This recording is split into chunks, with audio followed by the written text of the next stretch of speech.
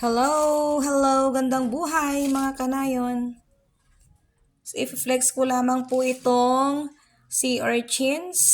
Ayan, na binigay ng aming kapitbahay. Galing sila ng dagat kanina. So, ito po nagbigay po sila ng sea urchins. O sa aming mga Ilocano ay tinatawag naming maratangtang. Ayan po. So, ito yan, gumagalaw-galaw pa. Ayan.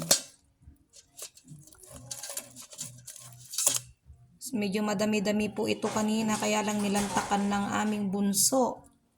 Sarap na sarap po siya dito sa sea urchins. Ayan. So, delicious po ito. Ayan may ano pa, sumama na seaweeds. Yan. Talagang makikita po na fresh galing dagat.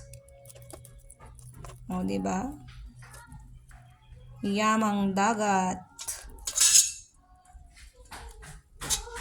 So, lalagyan ko po ito ng asin mamaya o kaya pwede rin po ito na na i-grill na lang o kaya fresh na ganito kakainin. So, yummy.